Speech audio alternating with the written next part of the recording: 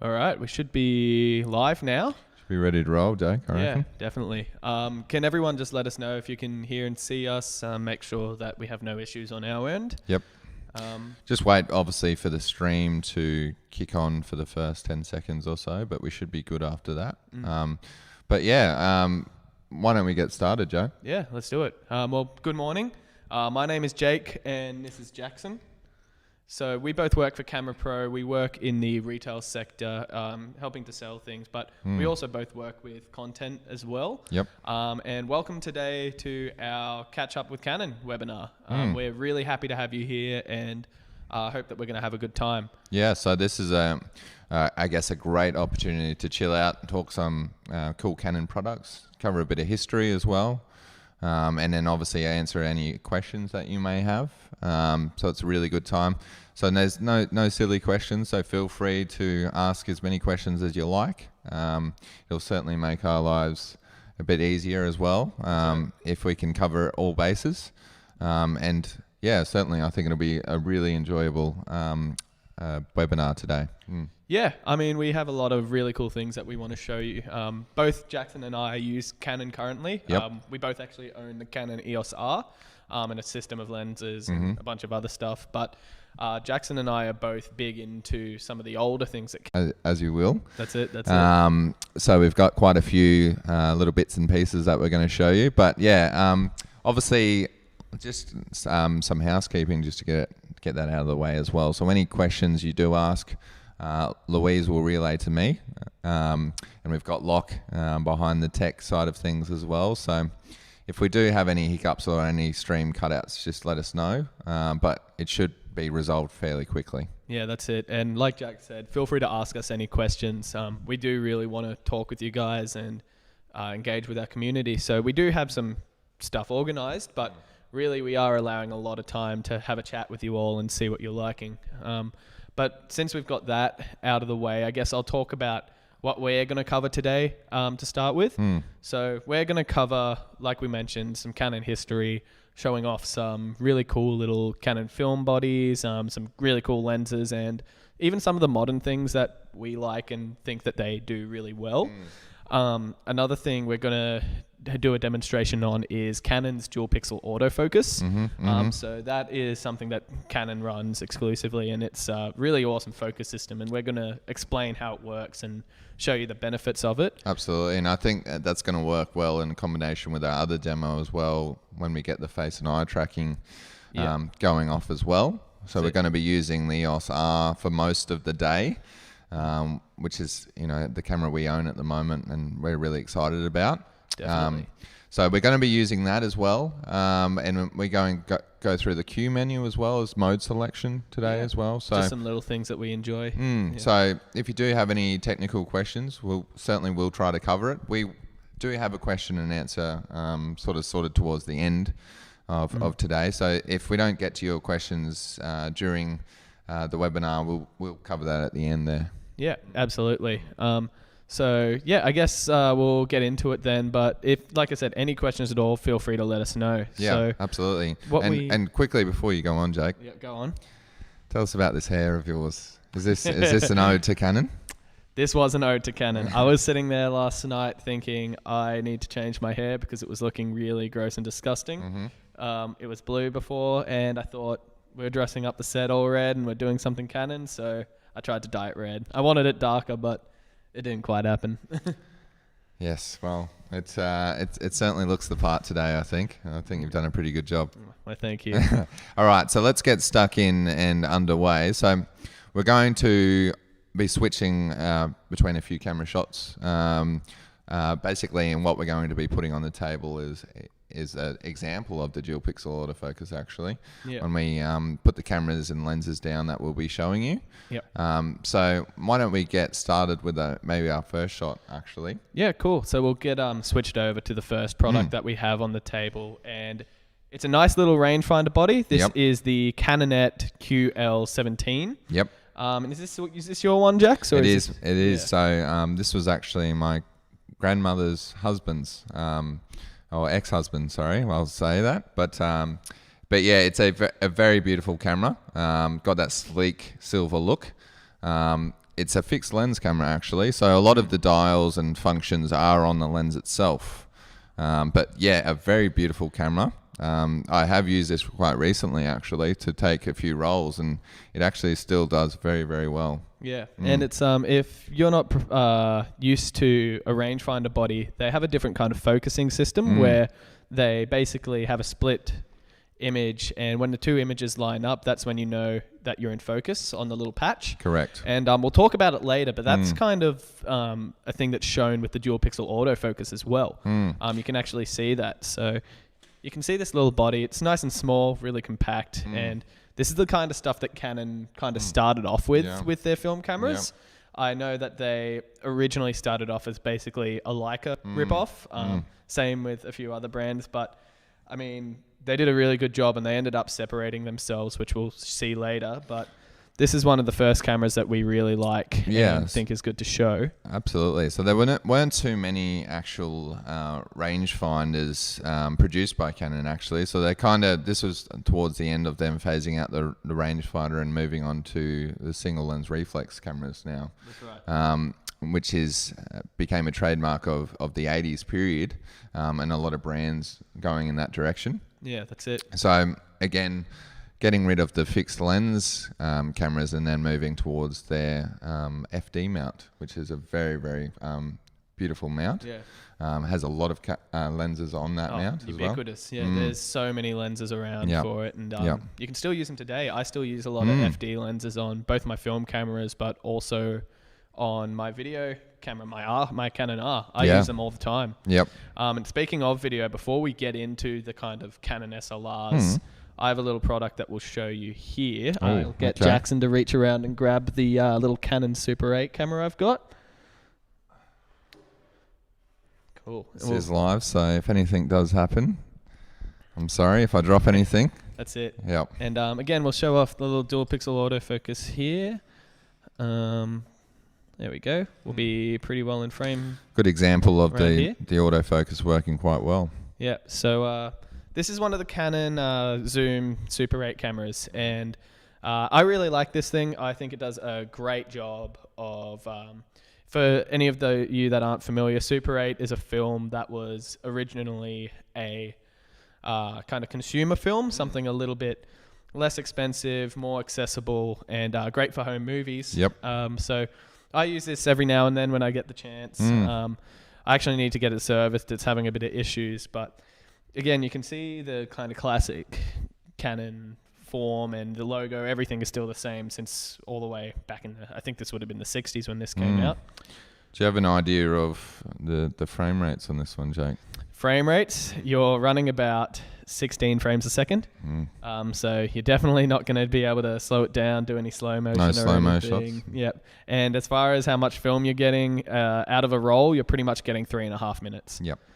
So you had to be pretty direct with what you wanted to shoot, hey? Yeah, that's it. There was wasn't much room for error, that's for sure. Not at all. And that's why I only shoot it every now and then. It's great when I know what I want to shoot, but I wouldn't say it's my daily kind of everyday camera. It's we're seeing a bit more of a revival of film of late. So I'll chuck that one back. But certainly with a lot of the 35mm cameras and actually Super 8 video as well. So we're seeing a lot more of that stuff now, which is really cool. So a few labs have opened up that enable us to get that developed, which is really cool. That's right. I'm going to put that one back. What have we got next, Jay? What are we thinking? Maybe we'll grab your F1, hey? So this is a little special camera of Jackson's, and we'll chuck that down on the table here. Just going to switch the cameras. Perfect. I might actually move that a little bit that way. Perfect. So, Canon F1. So this camera actually came around in the 80s. So this was Canon's early 80s model. Basically, it was made to be their flagship at the time, their professional single lens reflex camera. So this was actually the forefront of the 1984 Olympics as well. So Canon was a major sponsor in that one. So they actually came out with a power drive, which enabled you to shoot quite a a speedy burst of action stuff. So that was really cool as well. It's interesting to note too that it has brass underneath the paint as well. So once the paint starts to wear away that black paint, it's got quite a brass shine to it, which is really beautiful. There's not many cameras that have brass underneath, Jake.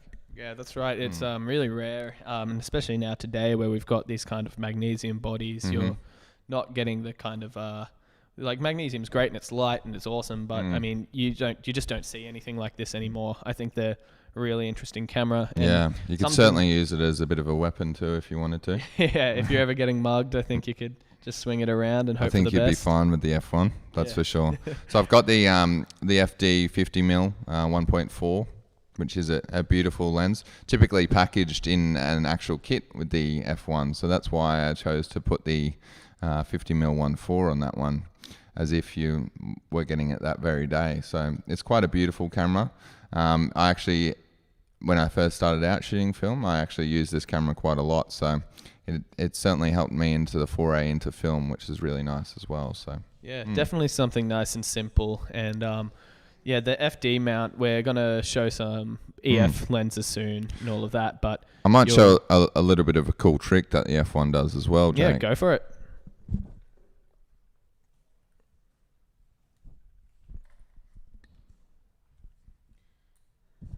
If we want to, I might try it from this camera angle as well. You might be able to see it, but you can actually look at it from a waist level perspective as well. So a few focusing screens were made available during that time with Canon. So you could actually change the different focusing screens and how you like to focus. So some, I've got the little split one in the middle. So basically, it's a little bit fuzzy until it focuses, and then it's nice and crisp and sharp, and that's how I know it's in focus. So you can get a whole bunch of different focusing screens. So I think that's a really cool feature. So basically you just pop it off and away you go and change it to a different one. But you can use it as a waist level as well, which is really cool. Yeah, that's right. And yeah, Canon, when they made the F series and the FD mounts, I think we've switched over to the other screen for some reason. But yeah, when they made those kinds of cameras, they were awesome, and they kept that lens mount for a long time. And as I mentioned, you can definitely still use the FD cameras, but what we're going to show you in a minute as well is Canon's foray into the EF kind of world.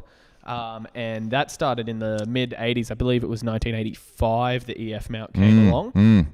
We've got a bit more of a modern EF camera here that still takes film. But we certainly do. I'll get Jackson to grab that one here. And I'll have a talk to you through about this one. So we're going to swap back to our other camera here and show off this guy. Might have to bring it back a bit. There we go. So this is the Canon EOS 3, and this is a really cool camera. And for those of you that own Canon DSLRs, you'll be able to recognize the form factor. I mean, it's very familiar. They haven't changed a whole lot. Sorry. Yep. And it's a really cool little camera. One of my favorite things about this is that it had this really cool feature that you can see on the bottom right of it called eye control. Yeah. And this is going to sound a lot different to what you think with your eye autofocus, but basically what you could do with this is when you look through the viewfinder, I'll show you here. So if I'm looking through the viewfinder here, I can actually, wherever I look, the autofocus sensor is going to kind of assume that's where I want to focus. Yeah, so it uses a tracking technology basically by tracking your iris when you're moving throughout the viewfinder, and it'll actually try and predict or make an example when you use your iris to look at something. It's actually going to try and use that as the autofocus point. Yeah. So it is quite cool technology, and Canon actually pioneered that technology for a few years, but didn't persevere after a couple of models. So it was really one of the only models to feature that technology, but I think it was way ahead of its time. Yeah. I think it's a shame.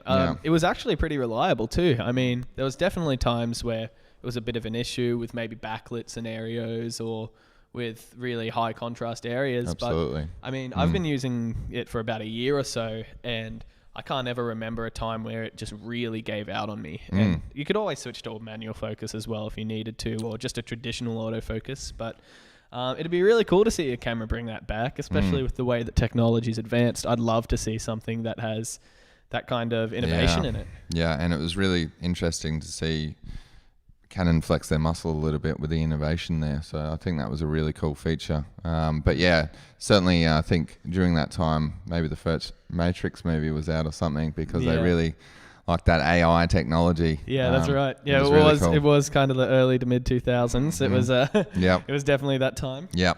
So 98, that model produced EOS 3, and then not too long after, the 1V was introduced as well, which is basically their pioneering flagship film camera, or the last pioneering film camera that was produced. That was used by a lot of people in the field as well. That's right. And you'd be surprised. I mean, the autofocus was good on them. I think they had about 40-something autofocus points, which is like, that's really, that only has kind of changed in the last 5 years, getting much past that. So, I think they did a really good job with the general kind of autofocus they were using back then. Yeah, I agree. I think that's I think that technology was really ahead of its time. And then basically we saw the transition from film to digital around that sort of time period. So that's right. So quickly before we get into our digital things, I want to show off the really cool lens that our good customer Bill brought out. So while I'm grabbing that, we're going to swap over just to his Instagram. So if you guys maybe want to see his shots when he uses it, like, you can have a check. He hasn't really had much of a chance to use it yet because he's only had a month. Had it for a month really, but when I talked to him about it in store, it was really nice to talk to him about it. And when we were planning this webinar, I thought it would be really cool to show off. So when I asked him, he was more than happy to bring it in. So we appreciate that a lot. So if you guys want to check him out, we really appreciate him lending it to us and basically letting us use a really cool piece of Canon history. So we'll swap over to that screen. Jake might have to use two hands for this lens. It is quite a big boy. So Jake's just bringing it over now. Jake, how much do you think it weighs? I want to say about 3 kilos. 2 kilos. Yep. I'd say this weighs about 2 or 3 kilos. So this is a beast of a lens. And what this is the Canon 200mm f1.8. So jeez. f1.8 on a 200mm prime. Canon currently doesn't make a lens like that.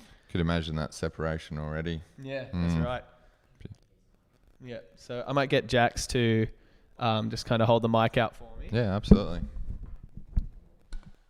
So yeah, what we've got here is a 200mm f1.8, and this is commonly referred to as the Eye of Sauron lens, which is kind of like a really nerdy Lord of the Rings reference, but that's basically because look at that front element. I mean, it is absolutely insane. The really cool thing about this lens is that not only does it have a 1.8 aperture, but it is still really sharp at 1.8. And there's just not a lens like it. Could you use that to read your newspaper in the morning if you wanted to zoom in a little bit? If you, if you're far enough from your newspaper, sure. But yeah, so this was a really cool lens, and thank you, Bill, a lot for bringing it in. We are really stoked to have it and just have a peek at it. We've had a bit of fun looking at it this morning, gushing over. It's pretty good condition as well, considering. Yeah, well, yeah, this lens came out in originally 1988, I think we found, and it stopped being made in 2004. And they basically stopped making this lens because it was too expensive and too difficult for them to make it. So that's when they replaced it with the current 200mm f2, which is still an awesome lens, but I mean... Still pretty impressive, but you've just got to really think about the lens itself and how it would have just been a nightmare to make, basically. Yeah, that's right. There was a few lenses that they had that issue with. Another one was the 50mm f1, which was a super fast lens, and it was incredible, but again, they were having too many issues making it and producing it. So yeah, you can still get these secondhand. They kind of run between your 5,000, 7,000 range. Like, they are a spectacular lens. Like, it is a really cool piece of Canon history, and we appreciate Bill for letting us show it off to you guys. Certainly. Thank you, Bill, for that one. I think that's a piece of Canon history right there, that's for sure. That's right. Awesome. So, Jake, we'll just put that one back. Jake, where do you want to go now in our history lesson? So what we might do now is we want to bring things to be a bit more modern. We want to talk to you about the current Canon range and things that we like that they do, as well as what's available in the market right now and what's good. Oh, that's right. Yeah. G'day, Solomon. How you doing? Hey, Solomon. Yeah. That's great. Yeah, thanks for joining us. We appreciate it. I don't think we've had many international viewers yet, so it's good to have you in. It's always good to get repeat webinar watchers. Yeah, for sure. that's right. That's right. Absolutely. And hope you stay entertained. Yeah, absolutely. Forgive Jake's hair. All right, so next one, Jake. We're going to go modern.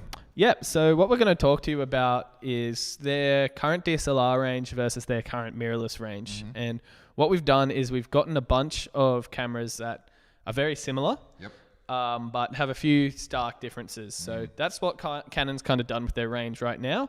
Their mirrorless cameras kind of do have a DSLR counterpart, so you can make the decision on what works better for you. But we'll show them off now, starting off with the crop sensor. So we'll show you the Canon M6 Mark II and the Canon 90D. Alrighty, let me grab those out. Yeah, perfect. So both of these cameras actually use the same sensor, which is great. And they came out at the same time. And basically what the difference is that we might need to move those back a bit. Maybe somewhere around here. Look at that autofocus. Beautiful. Never mind. As soon as you said that, it goes out. And now. Yep. All right. Perfect. So talk to us through. We got the 90D here and the M6 Mark II. Yeah. So both of these sensors are a 30 megapixel sensor, and they are really great crop sensors. It's probably I believe it is the highest megapixels that we've seen on a crop sensor camera. And both of them are designed to be kind of hybrid shooters. So they're great at kind of your sports photography, great with video and wildlife as well. Like that's probably my recommendation at the moment for wildlife shooters. For sure. So it basically comes down to whether you want that smaller system with their M series, obviously the smaller lenses, certainly. So it's a bit more travel friendly. And obviously, you've got the advantage of having super small and basically the newer technology in terms of mirrorless functions as well, like the EVF controls and a few other things as well. Yeah, that's right. And if you wanted to, they do make an adapter to use the EF lenses. So if that was something you were wanting to do, you already have a bunch of EF lenses. You're not stuck with the smaller mirrorless lenses. But again, you can keep the size down a lot. And the 90D is great because it's a really nice rugged body. It's going to be more of your traditional DSLR setup. If you like an optical viewfinder, you're good to go. If you're used to having, obviously, through the lens, you're used to having a rugged body, better battery life. There's some of the things that the DSLR technology is still great and well known for. That's right. So there's obviously there's trade-offs with everything really when we compare mirrorless to DSLR. But yeah, I certainly think things like inbuilt flash, stuff like that as well, that we see a lot with DSLRs. We don't see that much with mirrorless anymore. Yeah, they really try to keep the form factor down a lot in the mirrorless. So a lot of the kind of ergonomic features tend to be stripped down a lot. And it still uses LP6, I think, with the 90D. Is that correct? That's right. The 90D uses a bigger battery, while the M6 uses a smaller battery, which again is great for size, but for battery life, you're definitely going to be better off with one of the DSLRs. Absolutely. And we just got a message there by Nick, looking good. So we're looking. Thank you very much. We're trying to look good for you, Nick. Yeah. I think mainly for Nick. Yeah, mainly for Nick, because Nick did a great job in the Q&A webinar that we've recently run as well. So thanks, Nick. Thanks for the shout out, buddy. Yeah, thank you. And like we mentioned, we're going to get into some of their other DSLRs and mirrorless cameras too. But if you do have any questions, it's a great time to ask. Or if there's anything you want to talk about with Canon products or something that you might use, or little tips or anything you might like to ask about, we'd love to help you out. Yeah, so certainly if you're looking towards a wildlife and a sports shooter, 90D is certainly good for that, I think. The fact that it takes obviously your EF mount straight on, you don't need an adapter. So you've probably got a few EF lenses. If you like the LP6 batteries, which is featured heavily in Canon's Pro and mid-tier range as well. Right. So it's the battery you know and love, which is always good. Yeah. You've got your LCD at the top there as well if you need it. So that's another feature that the M6 does not have. Yeah. Yeah, it looks like we have a question here, so we'll get Louise to read that out, and I'll start grabbing some of the other cameras while we do that. Chili Mocha. Beautiful name. I'm looking to buy my first DSLR. I'm looking at the EOS 200 Mark II or the 90D. As a beginner, what do you guys think? Oof, good question. Well, I think it probably comes down to a couple of factors, actually. The 200D, I think, is a bit more user-friendly for the beginner. I certainly think the modes like scene selections that you can start off with are pretty good. The 200D does also utilize dual pixel autofocus, I believe, as well, Jake. So autofocus is going to be pretty nice and sharp on that one. It's got a relatively new processor. I think if you're not shooting sports and wildlife, I think in that case the 200D is probably a little bit better value towards you. What do you reckon, Jake? So the 90D's got a few more autofocus points as well. Yeah, that's right. I'm actually a big fan of the 200D too.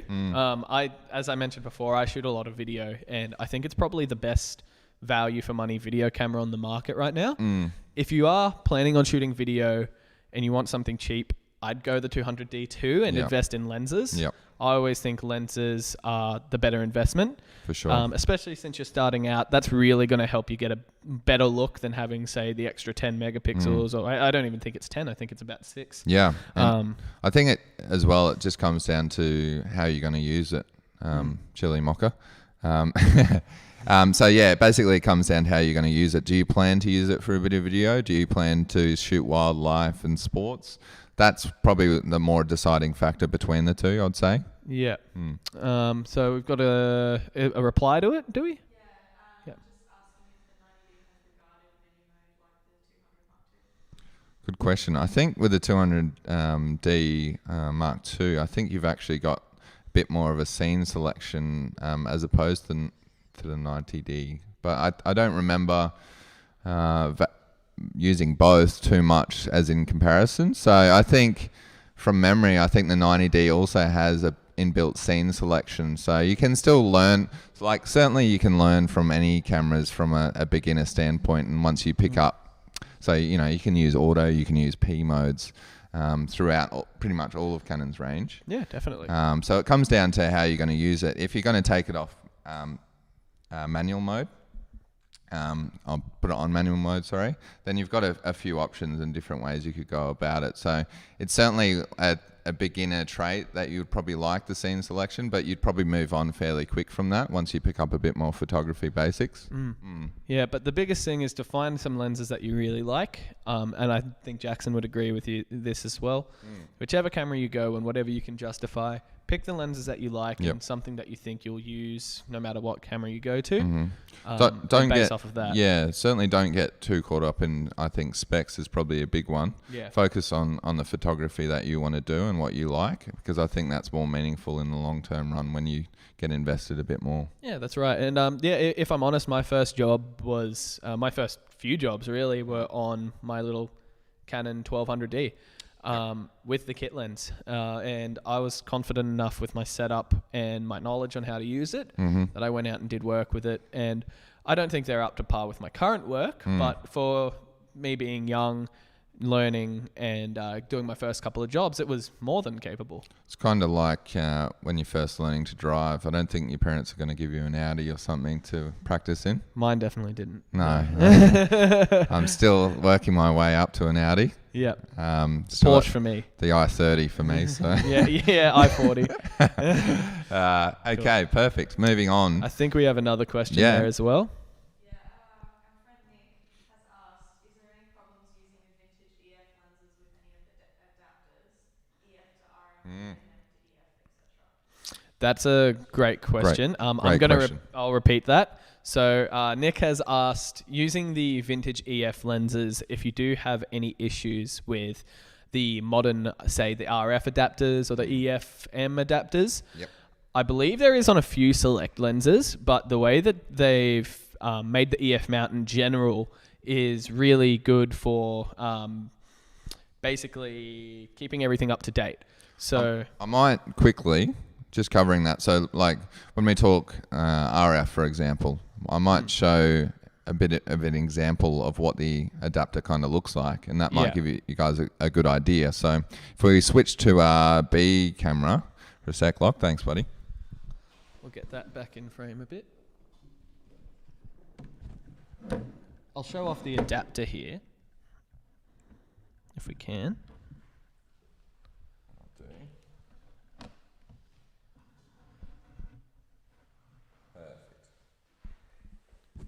All right, so this is the, I might take that 6D away just real quick.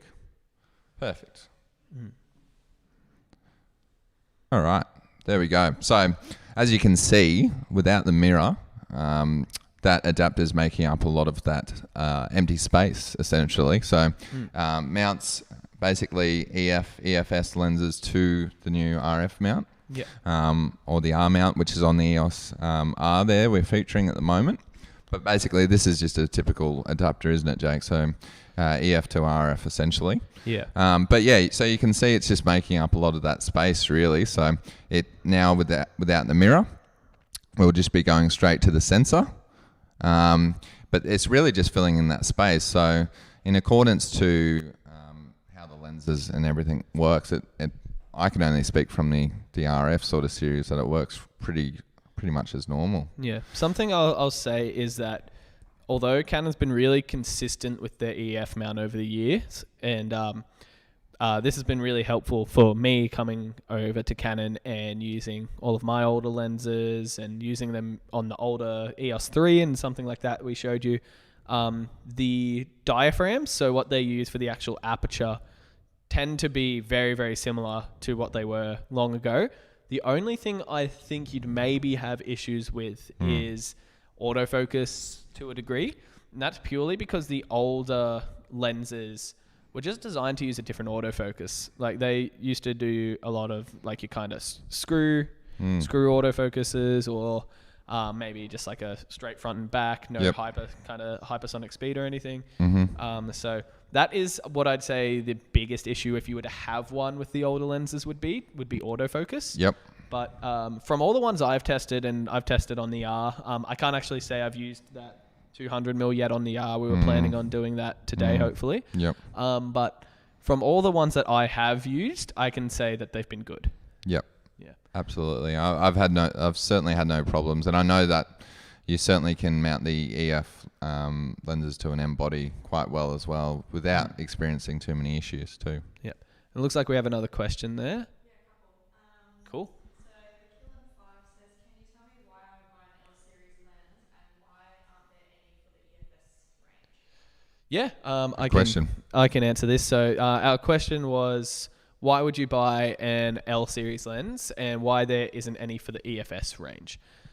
So with the L series lenses, they were designed for full frame for the most part, and that's because lenses can really be standardized. With lenses, say this one here, this is the 85mm. And this can be used on the full frame cameras, but it can also be used on the EFS cameras. Correct. So 85mm is the 35mm equivalent, as what we call it. And same with the EFS lenses. So say the 18-55 is an 18-55, but you have to add the crop onto it. Correct. So what they do is they design the L series lenses for the full frame mounts because you can still use them on a crop sensor body and you just kind of pick the focal length that'll work for you. Yep. But they're more so designed for the full frame sensors, and that partially is because full frame has been the standard for professional type lenses for a long time. Now, again, you can use those lenses on a crop sensor body if you do own one. And there are some really good crop sensor bodies like the 90D, which I'd consider a near professional level camera. Yeah, yep, absolutely. Probably the other interesting sort of fact that when they were pioneering the FD lenses, that's when the red ring came about. That's actually, when they started the L series came about. So it was really designed only for one sensor size, which was that the full frame sensor size. That's right. And it's part of obviously their legacy series. So they have continued that into the EF mounted and now RF mounted lenses to be designed for full frame.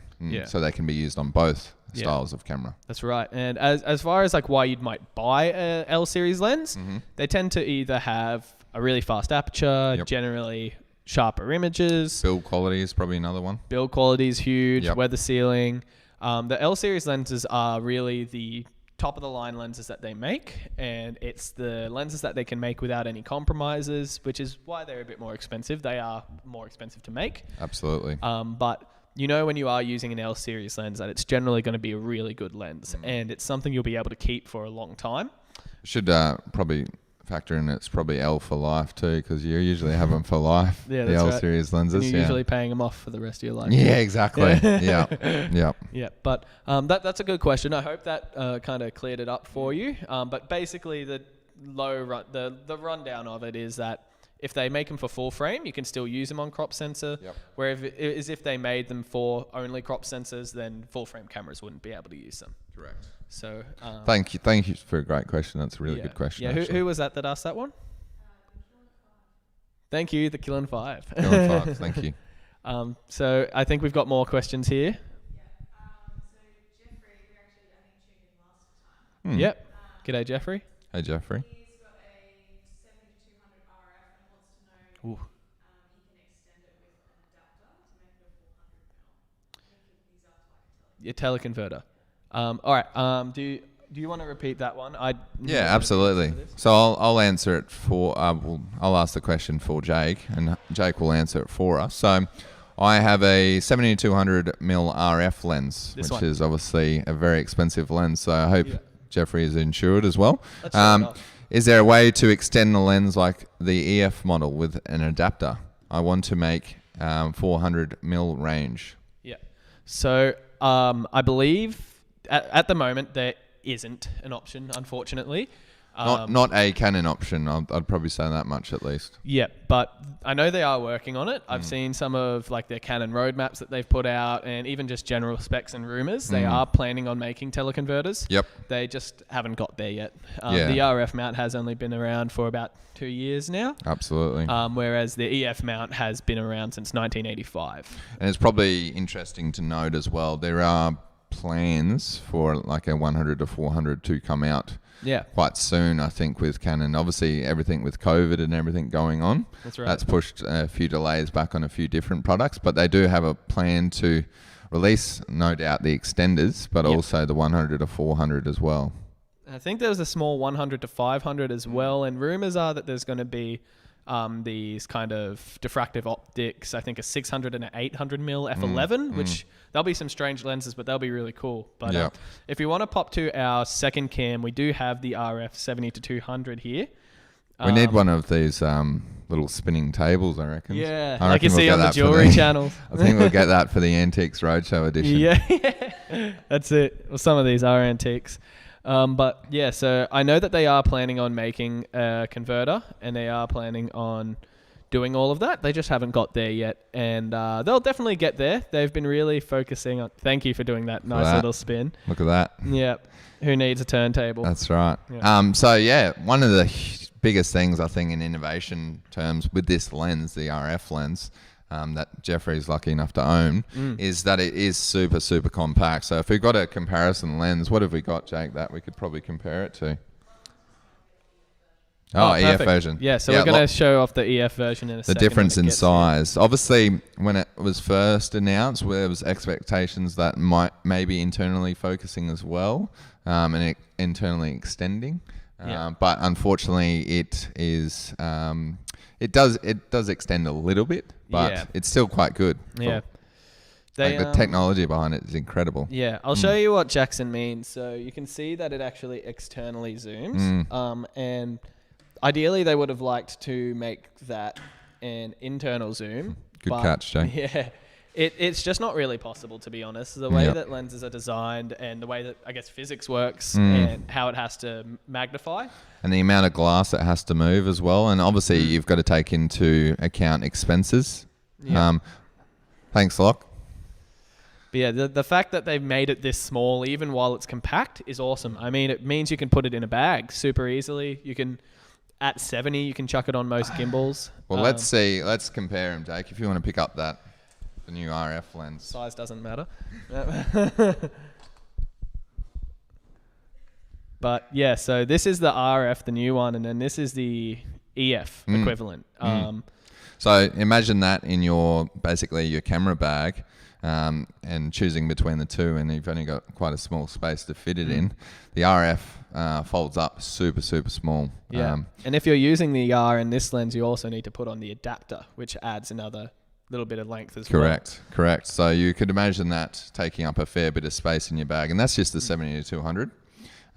It'd be interesting to see maybe the size differences of what Canon's able to do with their longer telephoto lenses in the RF mount as well when they get announced. Yeah, and they're all really sharp as well. It's going to be super exciting. Yeah, so that's obviously a pretty cool thing that Canon have done, and they've tried to keep that quite small and compact to complement the mirrorless sort of technology to be a little bit smaller, that's for sure. But again, at the amount of glass and the sensor size that it's going to work around, there still have to be, some constraints on what they can do. That's right. It looks like we've got other questions here. There you go. Yeah, I mean, I was shooting a wedding with Lachlan here, our camera guy, and there was a point where I had to hold... No one can see you waving, Lachlan. Yeah. But there was a point where I was using the EF 70 to 200, and there was a point where I unexpectedly was holding up for about an hour straight. I was very sore after that. I would have put a tripod down if I knew, but... I mean, if I had the RF 70 to 200, I think that probably would have saved me some grief as well. Yeah. So, like in terms of size and weight, would you classify it? So, how is it about over a kilo? So 1.5 kilo? I can't remember the weight difference between the two, but there's certainly quite enough of a difference to notice. Yeah, definitely. Yeah. So really cool. 1.5 on the EF. So I was right. Yeah. Brag a bit. Humble brag. Yeah, humble. And then obviously the RF version, Lock. What do you got on there? The weight there is about 800 grams. Let's see. Yeah, one on the dot. Okay. Yeah, so you're saving half a kilo, and it doesn't sound like a lot, but I mean, if you have to hold half a kilo for an hour extra. Factor in the weight savings, a little bit of the bodies too. The R certainly weighs a little bit less than the 5D Mark IV, so you add that together, you could save almost up to a kilo, so that's pretty cool. Yeah, that's right. No adapter as well if you're using the R. But it looks like we have another question there.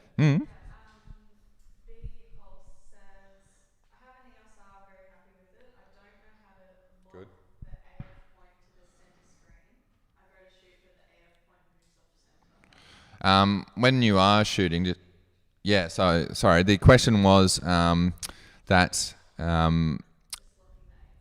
so basically locking the AF point using the EOS R. So there might be a couple of reasons and a couple of variables why that is not being possible. One of the things that I'm thinking is, do you use the EVF screen, or do you use the back LCD, the rear LCD? Because it could help to change some of the touch settings. Yeah, because what I'm thinking is maybe your nose is accidentally bumping it, or you're accidentally touching it with your finger when you go to put it to your eye, and that could revert that changing. If you press the recycle bin, that'll actually default it back to the center. Sure. AF point. So that's another way that you can do it. Obviously, you've got touch and drag settings that you can apply as well, so you can move it quite easily. But there's probably a number of reasons. One of the cool things that I'll just add in is with the R, you can choose certain points on the screen that will have the touch screen or won't. Yep. So you could say your nose keeps hitting the right side of the screen. You could disable and I know that's happened to me because that's what I had to do because I've got a big wog nose. But you can disable the right side of the screen and then just have the left side of the screen focus. We could probably. Do you reckon we could demo that, Locke? Yeah. Yeah, let's do that. So maybe we'll start with. Let's put something out there so we can focus on it. Move that back. Yeah, and we'll get Jackson to run through the menus quickly and find our table's getting a bit full here. Bit of a juggling act at the moment. Anyway, so there we go. So we got the lens there. Now I'm going to jump on the back of this camera here. So Jackson's hopping on and showing you some of the settings. And again, feel free to ask us any questions that you might have with this as well. Can't show the AF just yet. Oh, yeah? Okay. Yep. All right, cool. Let's do that. Jake, if you want to pick up, is that the RP or the R there? That's the RP. I'll grab our R. Yep. We're running through a streaming service, so I don't think we'll be able to show the menus, unfortunately. We might be able to show a little bit there once that's, focus. Perfect. Awesome.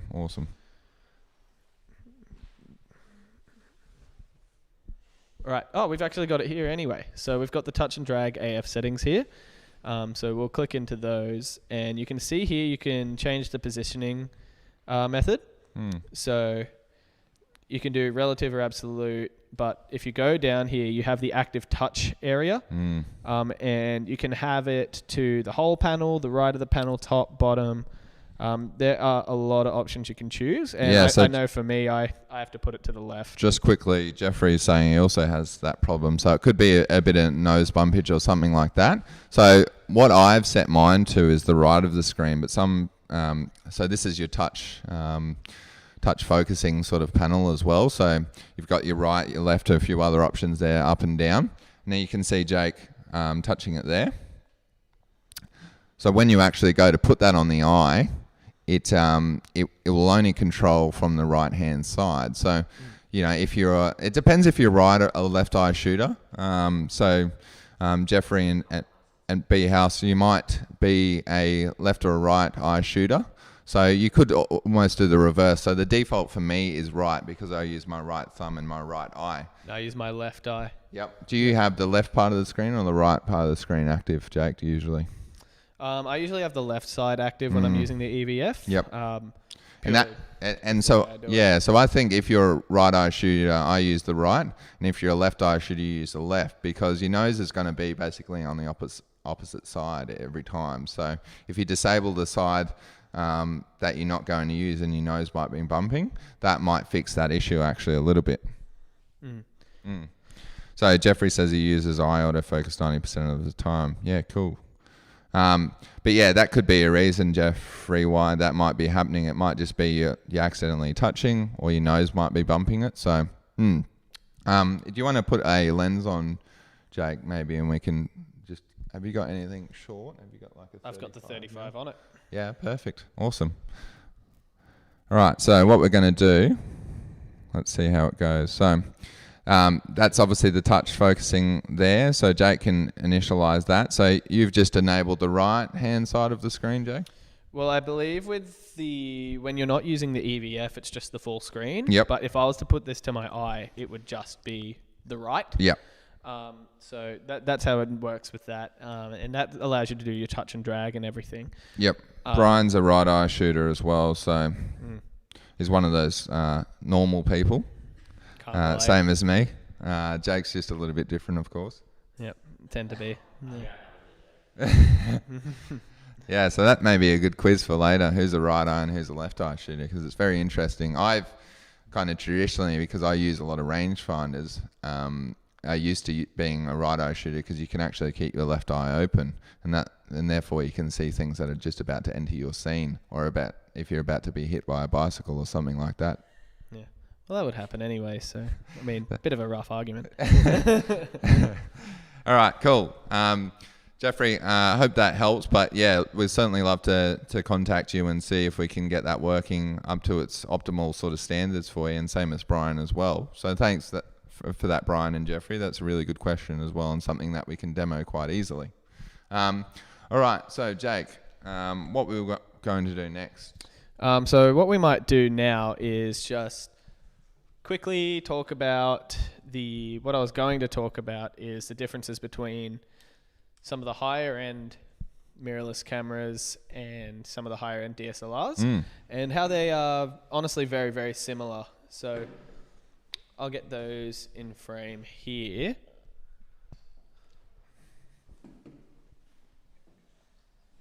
All right, we're both sitting back up now on our chairs, which is great. Awesome. So we have here the Canon 6D Mark II and the Canon EOS RP. And both of them are great little cameras. They're the cheapest full frame option that you can get in the Canon ecosystem. Yep, same sensor. So that's probably a real big point getting into it. Yeah, that's right. And they're very similarly priced as well. So this is something that Jackson and I tackle almost every day between the Canon R and the 5D4. Yep. We get a lot of people coming in asking what way they go and what is going to be the best option for them. Absolutely. So, you know, a lot of the debate applies to what we were speaking about earlier with the advantages and disadvantages of the two systems, so mirrorless versus DSLR. So when it comes to these two, Canon really designed the RP to just be a bit more lightweight. Yep. So it's certainly the lightest mirrorless option in a full frame category, actually, when it came out. So that was a very interesting thing to note as well, that the RP was super, super light when it came out for a full frame. Yeah, that's right. And it's a great camera. I mean, there's a reason a lot of people buy it. It's good for hybrid work. And if you're already in the Canon ecosystem, it's great. Yeah, 485 grams. Yeah, geez. Yeah, that's right. There you go. Yeah.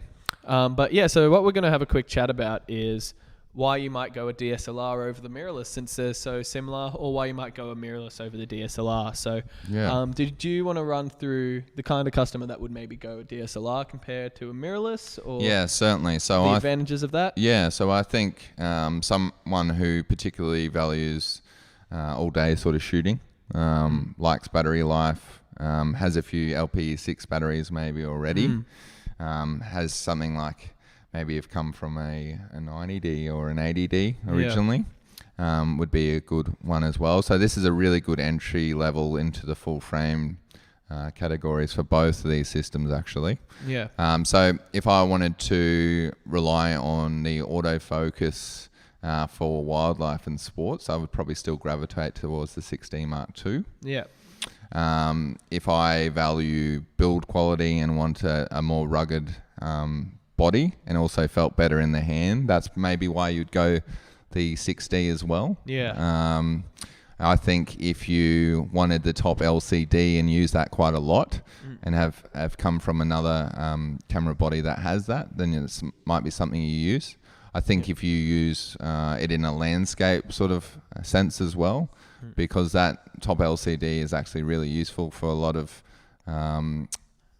people doing landscape shots, because you can actually see your settings in a pinch, which is really good. And I guess if you value having an optical viewfinder over... that's the big one for me. Yeah, I think over the EVF as well. So again, if you're doing your night shooting or your landscape shooting, you might value the optical viewfinder a little bit better. Yeah, studio work's probably another good one as well. So I think there are, like, the tactile feel and how the 6D feels is a bit more rugged, a bit more bulletproof in that regard. So it's like very much a traditional sort of throwback to the 5D range and the 7D range, having that awesome build quality. So that's right. Just like, it is like really crucial to note that they'll probably take identical photos. So it just comes out to how you're going to use the camera and what you'll like to use ergonomically as well. That's so right. like having a look at both the cameras on the back, like if we can get to the B camera again real quick.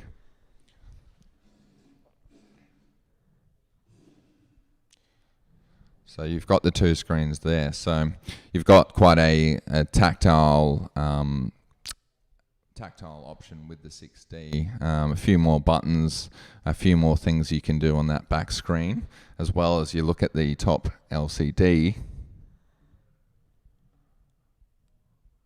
Might move that one just a little bit back. Perfect.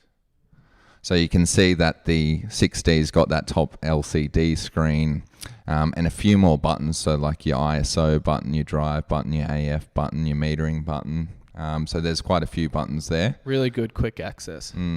Buttons for days, basically. Yep. But yeah, so we've got obviously the adapter on the RP at the moment. So you take that down, you are looking at a very small, compact system for full frame, which is really quite exceptional. That's right. That Canon have been able to do that. Yeah. In terms of the dials as well, the mode dial locks on the 6D. So if you're cautious to bump your dial, I think the 6D might be suited a little bit more towards you, but I think it's certainly more of that tactile, ergonomic sort of design that you're probably used to with Canon DSLR, so you might gravitate towards that a little bit more, Jake. Yeah. But if you want to say what a typical maybe RP shooter or someone who would be the ideal RP candidate. Yeah, definitely. So one of the biggest things with using your mirrorless systems is that you get immediate feedback from the sensor on what your exposure is going to look like. Compared to using a DSLR where you have just an exposure scale and that's how you're kind of gauging what the photo is going to look like. Yep. Any mirrorless camera, you're going to be able to see everything as you're going, which is awesome. I mean, there's so many times where I've gone back to a camera, like a film camera or something, after just using my mirrorless camera, where I'm kind of like, wait a second, I actually have to use my exposure gauge. So that's one of the biggest advantages with your mirrorless cameras. One of the other ones that I really like is that your mirrorless autofocus sensors tend to run edge to edge or as close as possible, where a DSLR's autofocus range tends to be kind of clumped in the middle, so you'll focus and then kind of recompose. Yep. Which it works, but it takes that little bit more time, where a mirrorless camera, you can pretty much just focus wherever you want. And the reason that is because on a mirrorless camera like this one, your autofocus sensor is actually stacked on the sensor, whereas in a DSLR like this guy, behind the mirror here is where you'll find your sensor, but your autofocus sensor is actually up here in the prism. Yep. So what that's going to mean as well is that you sometimes need to calibrate your lenses, where with mirrorless cameras you don't really need to do it. The other thing is that... Good catch, Jake. Got it. The other thing is with your mirrorless lenses... Might move that back. Yeah, that was scary. I don't need that to happen again.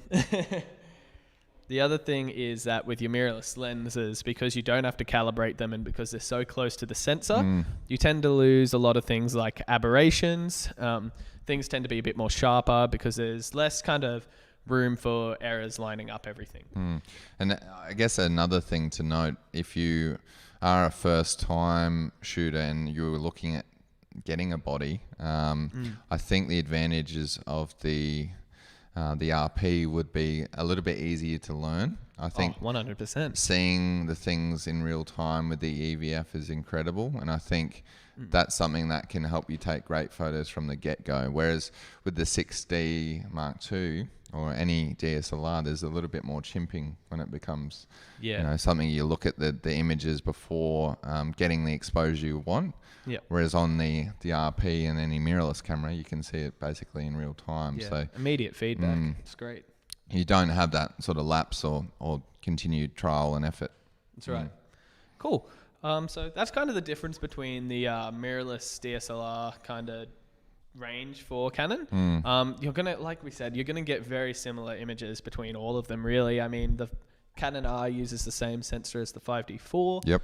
The Canon RP uses the same sensor as the 60-2. The M6 II uses the same sensor as the 90D. So as far as your imaging, you're not going to have a wrong answer. No. It's just going to depend really on the ergonomics, the way you like to use it, and what's important to you as far as your use. And as long as you're enjoying using the camera, that's really all that matters with it.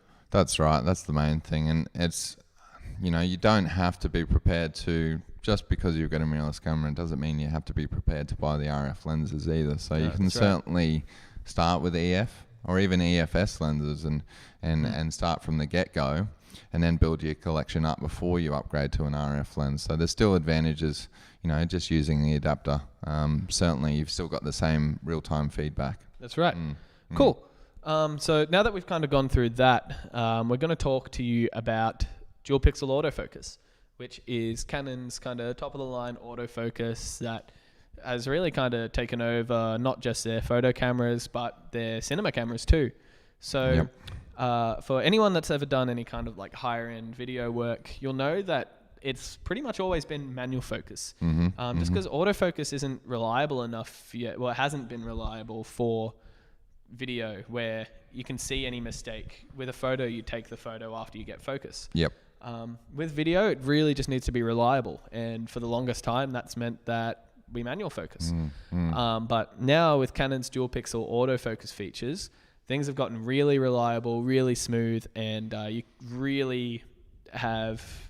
You're going to struggle to see any issues with it. Yeah. So this is technology that they pioneered for their cinema line actually in 2013. So I think the first camera to use it was the 70D actually. So which is a good example of what Canon like to do. They like to trial it out with a low to mid tier option or an intermediate option before they release it into their professional range. So featured on the 70D and then obviously translated across to cameras like the 5D range and a few others now. So that is really, really good technology. So how would you explain it in a layman's terms with your autofocus? So essentially it's a pixel doing two things. Would that be right, Jay? Yeah, so to explain it out, and what I'll do is I'll show you a little demonstration on how it's beneficial as well. But traditionally, for an autofocus pixel, you have a pixel and you have a photo sight that tracks in light and brings it back to the autofocus sensor. With dual pixel autofocus, it's just that. Every pixel has two little photo sights. And what that does is it makes everything go basically on a kind of diagonal range and meet in the middle.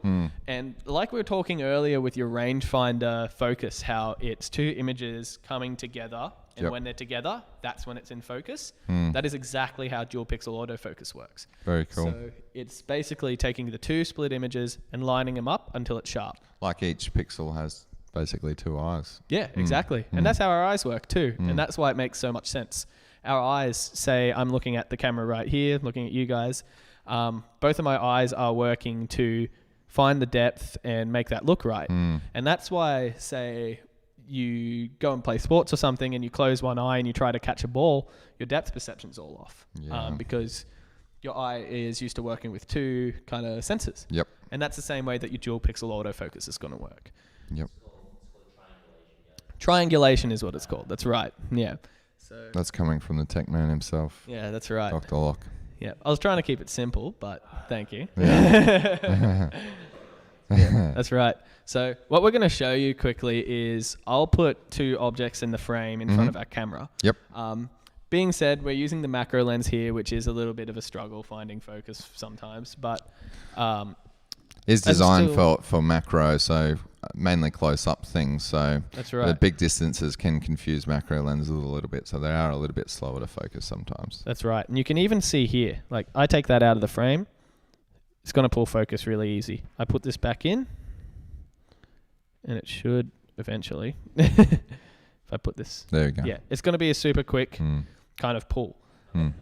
Yeah, it's on center point right now, so just focusing somewhere around this little handle. So the outside won't be obviously as good to focus with the center point feature. So basically, if you put it in the center, then it's going to work very, very well.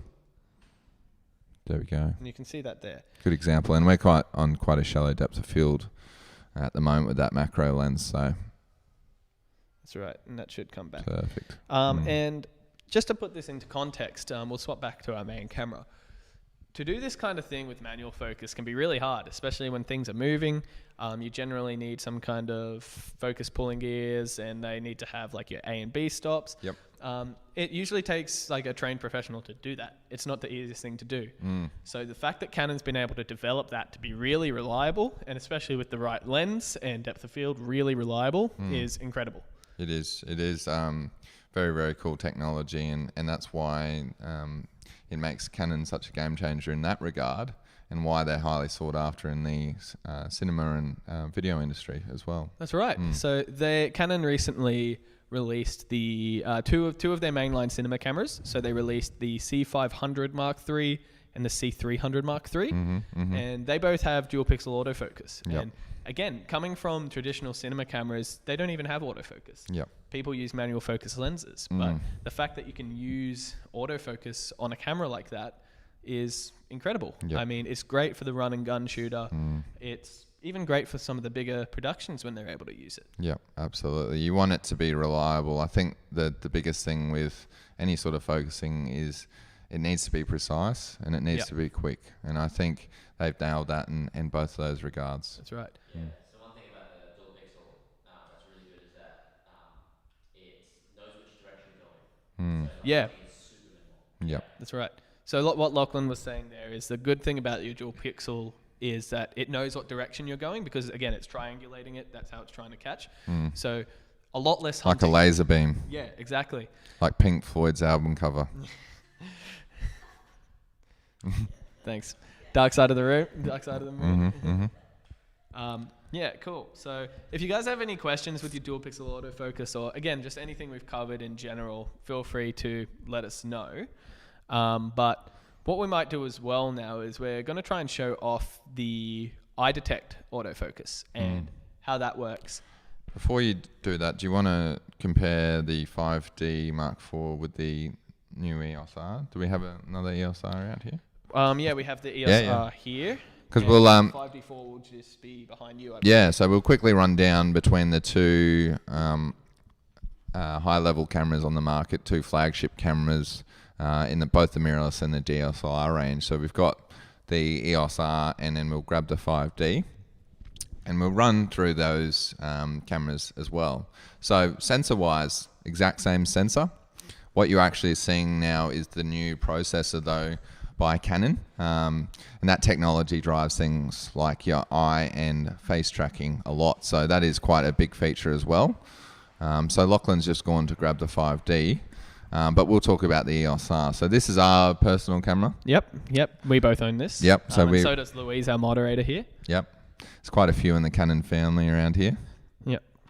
So we really love this camera. It's got the 35mm RF lens mounted on it at the moment. But what was your reason, I guess, for switching to a mirrorless camera, Jake? Why did you like the R so much?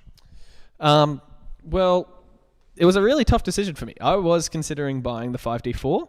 And I was considering it heavily. My main difference, honestly, was the price. And part of it was weight as well, because I was putting it on gimbals, tripods a lot. And I did want it to be a bit smaller. But the biggest differentiator for me was there was a point where the R was at a really good price, and it has the same imaging capabilities as the 5D4. It does a really good job. And to me, it's been more than enough camera for a long time. I've used it on a lot of jobs for all of my photo shoots, all my video work, and it has been able to keep up with me with no issues. So we do have the 5D4 here now as well. We'll put in Jake, frame. if you want to move that EOS R back a little bit for me, thank you, good sir. No worries. There we go. 5D Mark IV and EOS R. Cool. So the features of the R, basically, it's very similar to the RP, but you're adding in things now like your LCD at the top. Yep. You're adding in the LPE6 battery. Yep. Which is, bit better battery life. A great battery. Yeah. Which is basically their flagship battery that they use in a lot of cameras. Flagship battery, we call it. Flagship battery. I'm going to say it. I went and did it to them. But yeah, it's a really nice camera. I've had fantastic success with the eye and face tracking, and that was a big thing that drove me. The ability that the new processor allows with the tracking technology is very, very, very cool. Now on the R, we've got, so comparing the differences, obviously size and weight is a little bit of a difference, that's for sure. But then when we compare the two, so we'll start from the top section again. So what the RP, I guess, was lacking a little bit, I'll move that closer. What the RP was lacking a little bit was actually function buttons and top buttons at the where you can see things with that LCD screen as well. So they added that, which is really cool, and a great feature for anyone that is doing a bit more landscape shooting. You've got your it's a different mode selection dial now, so it's not one you can really necessarily bump too much, but you can actually change a lot of things in there. So if I turn that on real quick, so you can see your settings, so which is really cool. I think that's another cool thing that you can see as well, and switching to movie mode from stills mode is really good as well, really quite quick.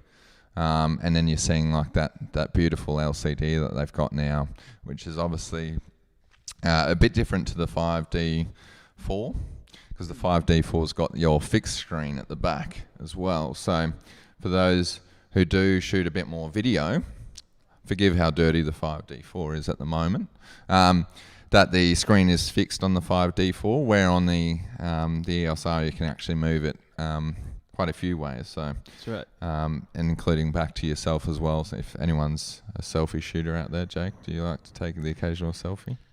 No.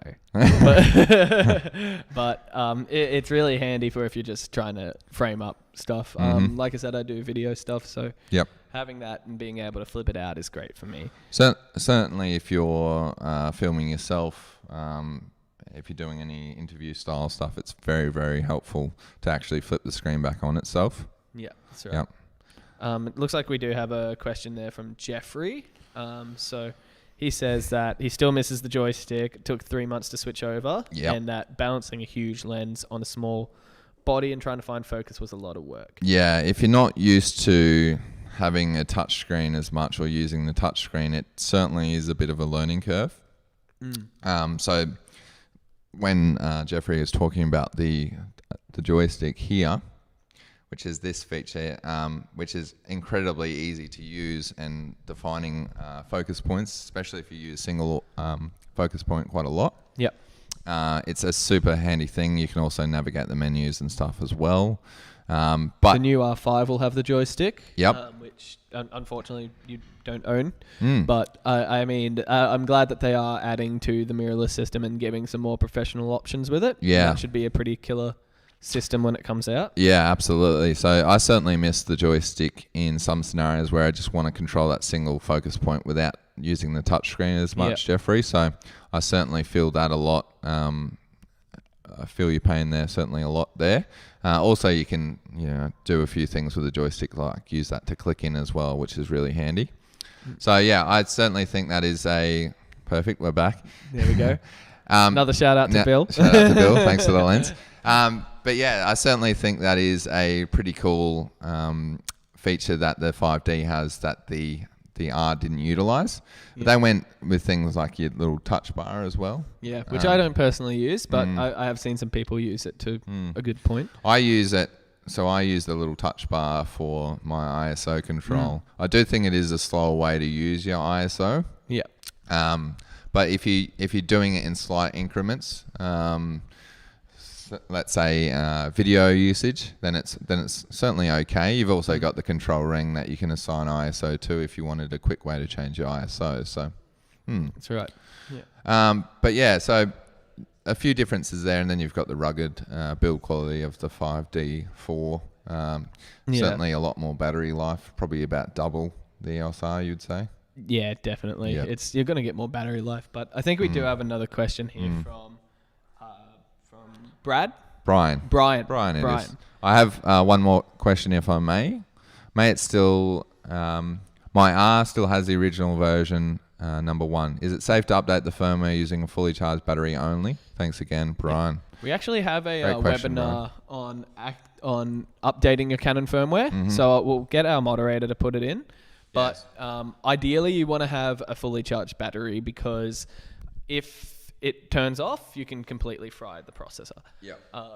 I mean, you could still have a mostly charged battery and you'll be probably fine, but they really do recommend to have a full battery, just in case. It's not a good idea for any sort of software, including your computer, to cut out halfway through a firmware or a software update as well. So certainly can have some problems with it, but I don't think with the Canon, from memory, that it'll allow you to update your firmware until it's about 80% full or 75% full. Yeah. So they do have like a precaution. sort of safe mode in there, but obviously you still don't want to turn your camera off. Yeah, and you definitely should upgrade your firmware as well. If you're still on firmware 1, they have added a lot, and especially in your eye tracking and the autofocus, which I think we'll get into showing right now before we get off. Certainly, you're going to have a field day, Brian, with the new firmware updates, because they improve that quite substantially as well, which is really good. Yep. So they fixed a lot of the banding issues as well that was happening, and you should definitely look into the new firmware. Yeah, definitely.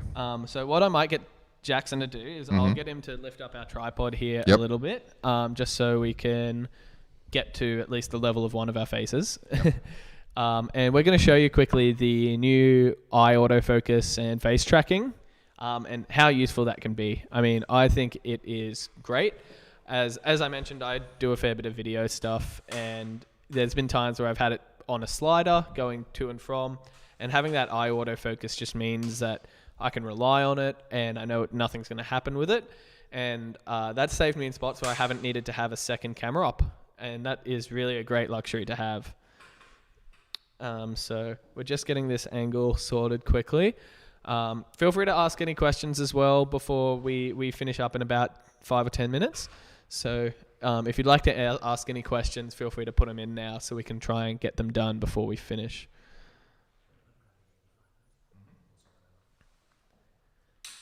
So we're just going to swap lenses quickly as well. Just going to put on the 85mm.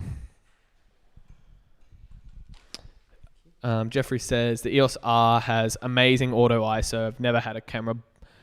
You have owned a lot of bodies before this, and the auto ISO was bad. Yeah, it's honestly surprisingly reliable. The processor is really strong on the R, and I think it does scenes really well. One of the things I found with the auto ISO is it handles backlit situations really well, which is really surprising. It usually doesn't. Yeah, absolutely. So our tech guy Locke is just setting it up now. So we've got the R and the 85mm on. So with what we were saying before with the firmware upgrades, they have improved that quite substantially, and the speed of it. And basically what drives that is basically the new processor in the R that will work a lot of those, lots of those data outputs, and basically translate them into a working autofocus or working tracking mode. So it's really quite impressive. Yeah, no, I think it does a really incredible job.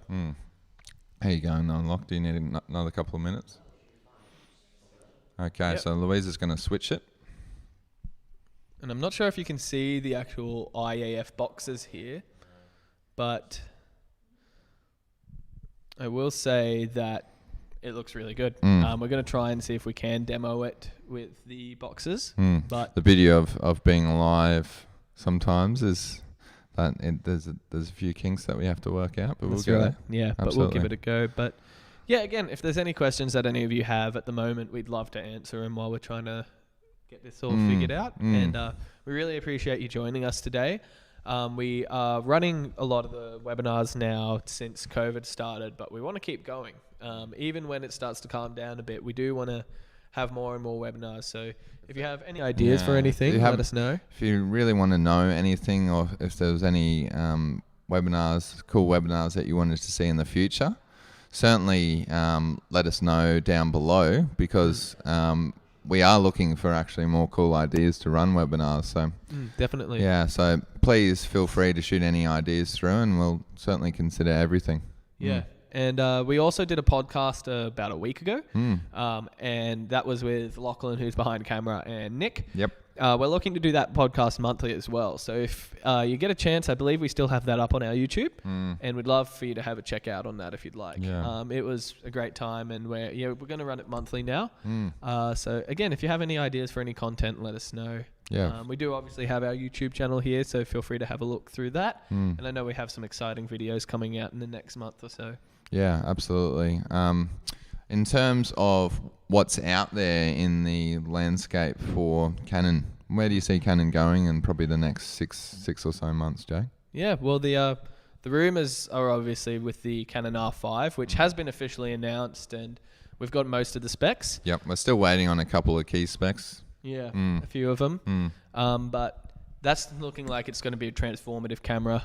From what I can tell, it's going to be almost like what the 5D2 used to be, where it just changed the entire environment of the industry. I mean, the 5D2 was revolutionary, and I think the R5 is going to be on that level. I mean, you've got 8K video, you've got really good frame rates and bit depth, you've got fast frame rates for photography. Absolutely. And we don't know what the sensor's going to be yet, but I'd assume it would be a pretty good sensor. The reintroduction of the joystick, which is really cool as well. Yep, that's right. And and IBIS, in-body stabilization, which Huge. is huge because Canon doesn't do that usually. And that's been one of the gripes that some people have had, but now that they're starting to implement it, it should be incredible. That is going to be massive. Yeah, and there's also rumours as well of Here we them. Oh, here we go. So we have the face and eye tracking on here, and you can see that it goes to the dominant eye. Yep. And even if it stops kind of tracking my face, it'll always try to come back to get me. And yeah, if I switch sides here, it should go to the other eye usually. So what you would do if you want to typically use this technology in video, Jake, you just set it to a continuous tracking mode. Yeah, that's right. You'd set it on to your continuous focus. And you can see it's doing a really good job catching my eye, and I'm more than confident to put this on something like a slider or a gimbal and just let it do the job. Huge for wedding or event shooters as well, because there's certainly a lot of situations where the bride will turn around or something will happen. Flowers may be thrown or something like that, Jake. So yeah, that's right. It's pretty damn good technology. So there you've got me there. So I'm in the white box at the moment, and typically Locke, if you want to bring up that Q menu for me. Oop. Here he goes. There we go. Perfect. Good job. And we could even show off your kind of like dual pixel here. Like if you were to tap on my face from here, it would start tracking me instead.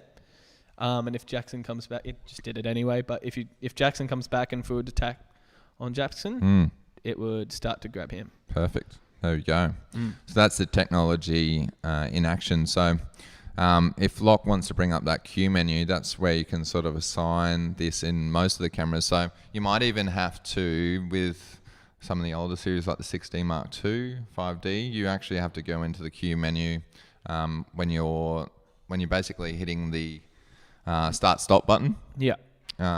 Which will give you your live view. That's right. And that's when you can actually assign it and see it sort of happening as if it was in the EOS R. That normally just functions as normal on the EOS R because you use the LCD a lot more than I think I've ever have on any of the cameras really. Yeah, me too. The fact that it's almost like it's doing it automatically pretty much. So it does really, really well. But yeah, so that was a cool little demo of the face and eye tracking and how crisp and sharp it is on the EOS R. So it is very, very cool technology, and it's still on a few of the DSLR cameras as well. Yeah, that's right. And yeah, we've had a really good time today. I think we've covered a few really cool products. The thing that Jackson and I both like about Canon is that they're not afraid to innovate and put out strange products and in a good way, and show off some really cool things. So I'll show you one of my favorite lenses. I really love this little fisheye. So this is the 8 to 15 mil fisheye zoom, which no one makes a fisheye zoom. It's really cool, and I'm quite into doing skate stuff. Yep. And this is the lens to do it. I don't think any brand really has anything that's better than this. We might even maybe we'll show a quick demo on the other camera as well of what this fisheye zoom looks like, because maybe some of you guys haven't had the chance to see something like this, but this is really cool technology as well, because most fisheyes are fixed Yeah. And you know, they might be just a circular fisheye with a lot of vignetting or something like that. But this actually goes beyond that. So I've used this actually for a bit of landscape shooting in my time. Yeah. And you can rectify a bit of that actually using Photoshop. You can actually remove a lot of that distortion if you wanted to. So you can convert it to quite a good wide angle shooter for landscape actually. That's right. So we're going to quickly show that off and show off the zoom range of it. And this is just to show that we might Canon look a little does bit love to scary, innovate. but that's okay. Jake's got his pants on, which is good. I was considering not doing that. Yeah, so as you see, for any music videos or something cool like that, so Locke's got the lens hood. It's so wide you can see the lens hood. So if Locke takes that off real quick, that's cool. Yeah, you get that full circular. There we go, fisheye, full which is, circular. So you got to get in really quite close to see it in action. So that's quite cool as well. No one needs to see that close, dude. Definitely not. Yeah, absolutely. I look even longer and ganglier than usual, I would That's say. right. But yeah, it's these kinds of lenses that we think are really cool from Canon and that they're pushing the boundaries with. We might pop over to our main angle and wrap up today. But thank you so much for joining us today. Again, if you have any questions, feel free to also contact us through our site. Yep. We have contact forms, but we also have video chat now. So you're welcome to give us a call and chat with us in store. Yep, absolutely. So CameraPro AU on Instagram and Facebook as well. So if you have any questions, feel free to shoot through to that, because Louise is our lovely marketing team, and they get back to you pretty quickly as well. Right. So if you have any inquiries, wanted to rewatch this video later, we'll be putting the link through as well, so you can watch in your own leisure. Certainly, if there's any other questions or wanted to speak to myself or Jake personally, you certainly can send us an email. We can make that available to you guys as well. But yeah, so I think looking forward, Canon's got a lot of exciting things still yet to come this year. Definitely. And it'll be really cool to stay tuned and see what's going to come out. Yep. I know we're excited for it. And yeah, we're on basically the same levels as you guys. We don't really know what's going to come out, but it's definitely an exciting time to be a Canon fan, I think. Yeah, and if you were considering something like the R5 or even R6, I certainly think pre-ordering is probably the way to go, knowing what it's going to be like. And I think getting in early is going to be your best bet. With any of the cameras, basically, when there's Supply something you right want. now is a bit iffy. Yeah, certainly put something down, because it's easily refundable if you choose to go another way. So I would certainly consider it as well myself. So how are you going to be paying for the R5, Jake? I was hoping to steal your wallet, but well, he stole half my cameras that he showed today. So, right. But yeah, so thanks for joining us, guys. As we said, any questions, feel free to ask. Hope you have a good day. We're going to sign off, and you'll never have to see Jake's hair ever again, which is good. Yep, don't blame you. What are you going to have next week, Jake? I'm thinking neon. Neon. We'll probably rock neon next week. Cool. Yeah. Cool. All right. Thanks, guys. Take care, and we'll see you again in the next webinar. All right. Cheers. Catch you later, guys.